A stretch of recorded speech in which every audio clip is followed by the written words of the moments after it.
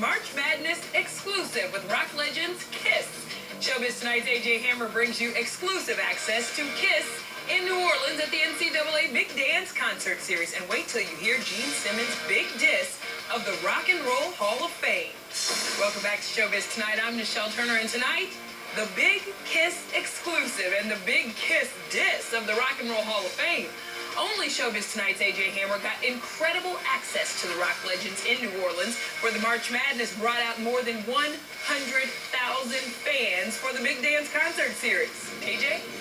Well, Nichelle, I have truly had an unbelievable time hanging out here backstage at the Big Dance Concert Series at the Final Four weekend. And make no mistake about it, I am backstage. There's the stage right here. You can't get much closer or more in the backstage action and all the vibe going on where all the stars hang out. Showbiz Tonight is the only show that was back here. I had exclusive access to all of the headliners of this amazing concert series all weekend long. Kiss, the Black Keys, Jimmy Buffett, and I was so looking forward to seeing the guys from Kiss. It's been a few years since I've hung out with Gene Simmons and the boys, and before I got into talking to them about what it means to them to play a major sports weekend event like this, we had to do a little reminiscing and talk about the first time we met, all the way back in 1996.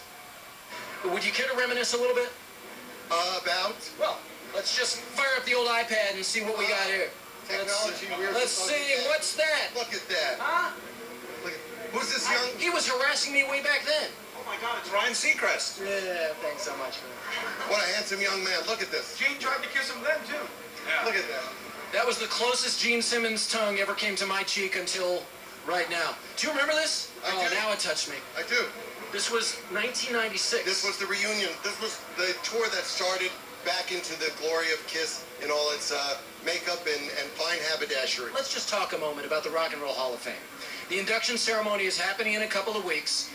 For some unknown reason, you guys aren't there yet. It doesn't matter. You've been eligible since '99. Why doesn't it? It doesn't matter because it's become a sham, and because this is an insult to Madonna and all the other disco and rappers who have been inducted in there, because now they can't get into the Disco Hall of Fame.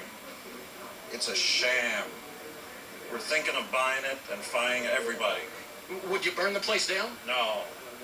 Leave the Elvis stuff. You leave the Stones, you leave the Beatles. There's a lot of bands that shouldn't be in there, and you know it.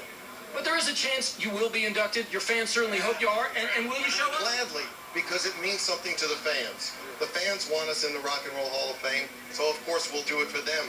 But when you don't even know who's voting for these people, it's a great marketing ploy. You have a bunch of people who came up with this title, Rock and Roll Hall of Fame.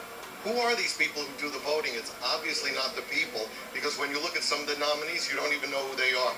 When you get to Patti Smith, no fault of hers, but when Patti Smith is in the Rock and Roll Hall of Fame, Pete Seeger's next.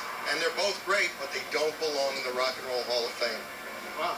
All right. Kiss is really the people's band. You know, you'll see that tonight when you see everybody out there. It's like the circus has come to town and nobody's excluded. Do you have the discussion about the time where it might be time to call it quits? No, when you're in the middle of a party and somebody walks up and says, when are you guys going to walk out of the party?